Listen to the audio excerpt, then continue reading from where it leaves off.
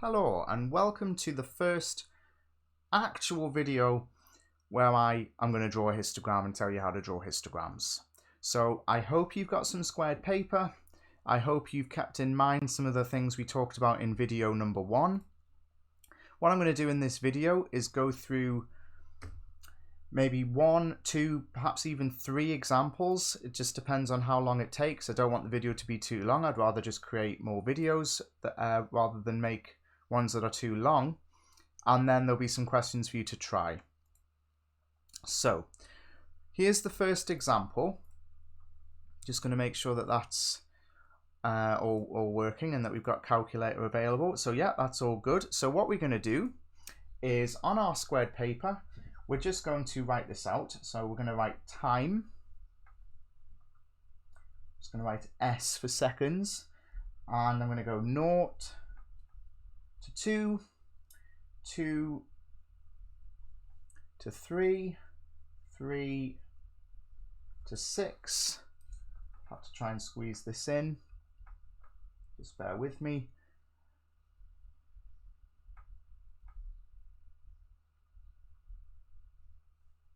Okay, so just about a bit of a tight squeeze. I mean, I might recommend doing it that way, but because of the way I've got it set up, I'm doing it landscape. And then I've got the frequency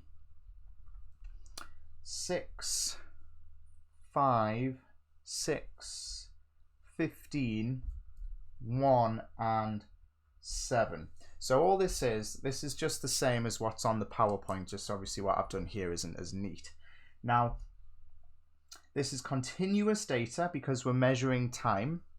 It's grouped because we've grouped the results dependent on sort of what sort of time you got. So these 6 people got between 0 and 2 seconds. These 5 people got between 2 and 3 seconds.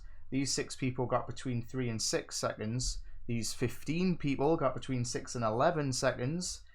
One person got between 11 and 13 seconds. And finally, 7 people got between 13 and 14 seconds. Now, it doesn't give us any more information than that. We don't actually know what it was actually measuring, but we don't really need to worry about that. We're just gonna, well, we're learning how to draw a histogram.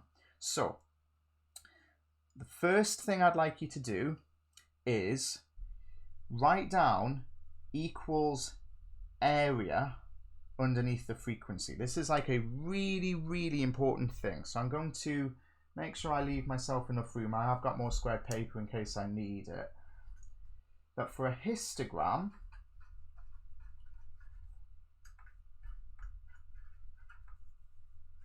we've got the frequency is the area.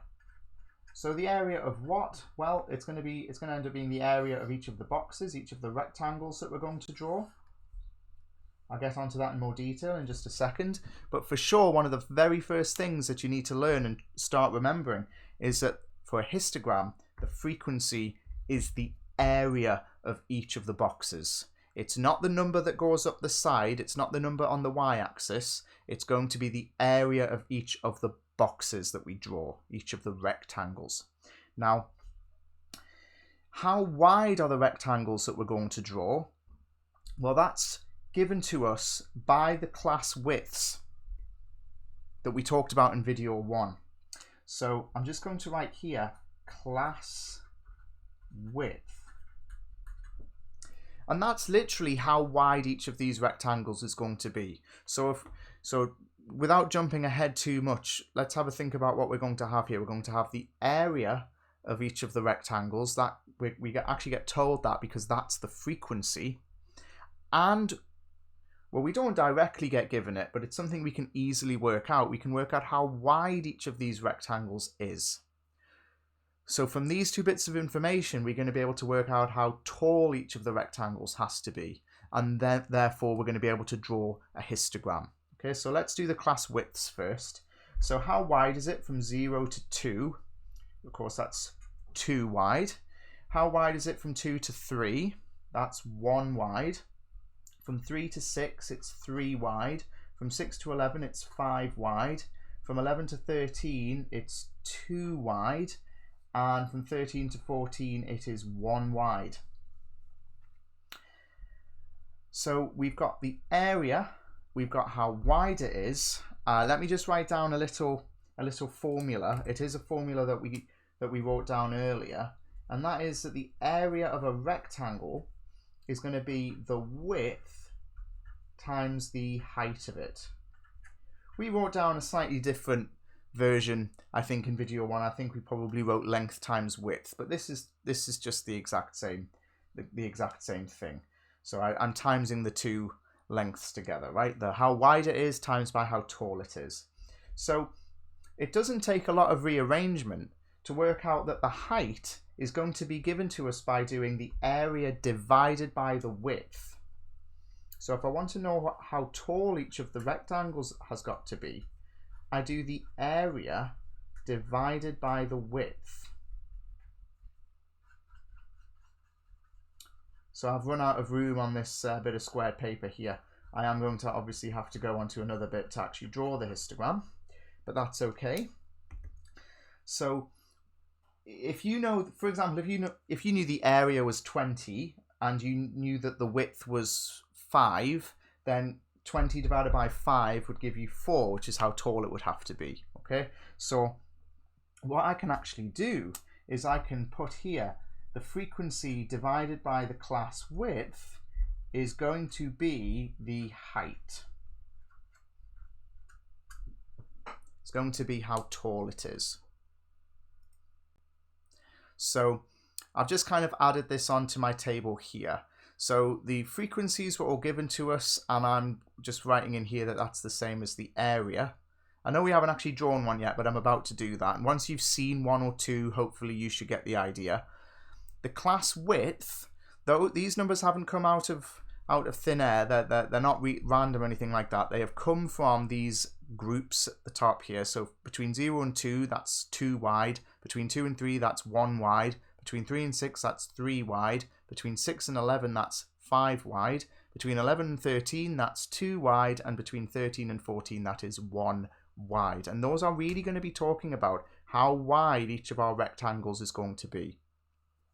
Now we can actually work out what the heights are now, because I've chosen nice numbers, so we should be able to figure these out.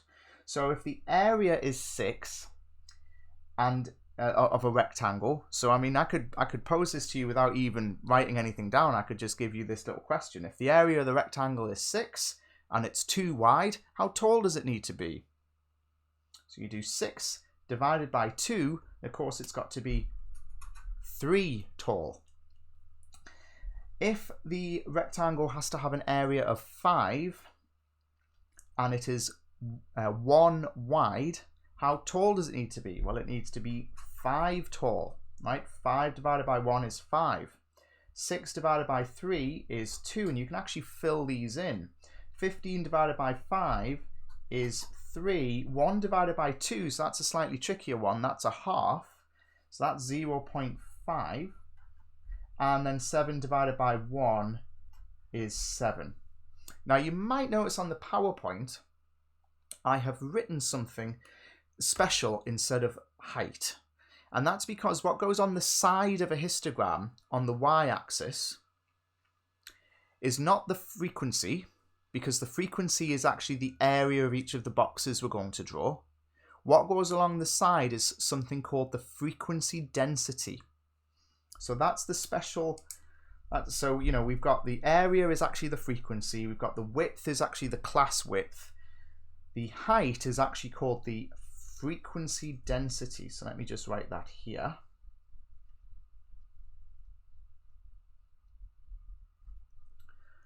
And now I'll draw the histogram. So what I might actually do is, if I fold this, we're going to keep all the information visible, but I've got some more squared paper underneath. Okay, so hopefully you can see that we've got some squared paper underneath. So what goes along the bottom of a histogram? So remember, we're going to draw something that looks a little bit like a bar chart, but the bars are going to be different sizes, they're going to be different widths. In fact, they're going to be these literal widths here. That's how wide they're going to be. What goes along the bottom of a histogram is the thing that we're actually measuring. So in this question, we're measuring time, and it's going from 0 up to 14. So let me just put that here. So 0, 1, 2, 3, and I've got to go up to 14.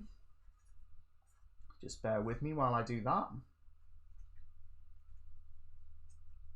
So that's time in seconds. I've got to do that. So this is obviously, you could be a bit neater than me at home. I'm trying to do this with a bigger pen so that you can see it clearly.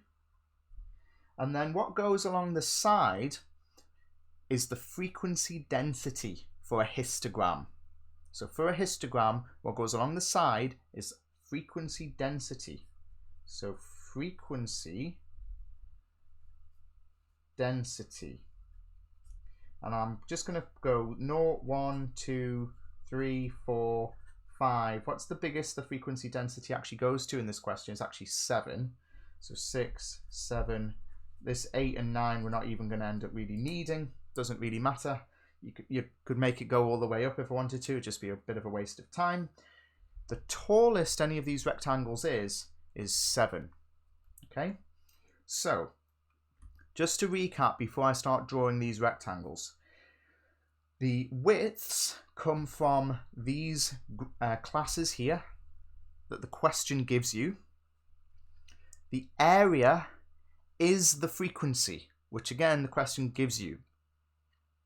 To work out what the heights are going to be, you do the area divided by the width, because whatever the answer is, that would be what would times by the width to give you the area. So that's how tall the rectangle is. So I'm going to start drawing this now. So what's the first rectangle? Well, it goes from 0 to 2. It goes from 0 to 2 on the time. 0 to 2 on the time. It is 2 wide, right, which it is, and it's got a height of 3. So it just goes up to 3. And then because of the scale that I'm actually using, you can see straight away that the area of this is 6. And it needs to be, because the area is the frequency. 1, 2, 3, 4, 5, 6. Each person actually literally gets their own square here because of the scale that I'm using. What about the next rectangle that goes between 2 and 3? How tall is that one? It goes up to a height of 5. So the actual frequency, the actual number of people who got between 2 and 3, they are these 5 people here. 1, 2, 3, 4, 5. The area is the frequency. Because it's got a width of 1, it happens to be the same for this exact 1. It happens to be the same as the frequency density because the width of it is 1. But as you saw before, if the width isn't 1, the frequency density won't be the same as the frequency. Right, what about the next one? It goes from 3 to 6 this time. It has a width of 3.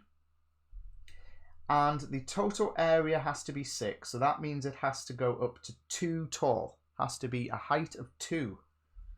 Because 2 times 3 is what gives me the frequency, what gives me the area of 6.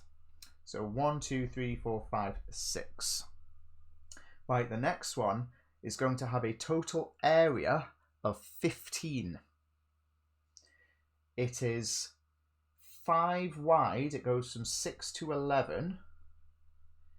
So if it's 5 wide, it'll need to be 3 tall to have an area of 15.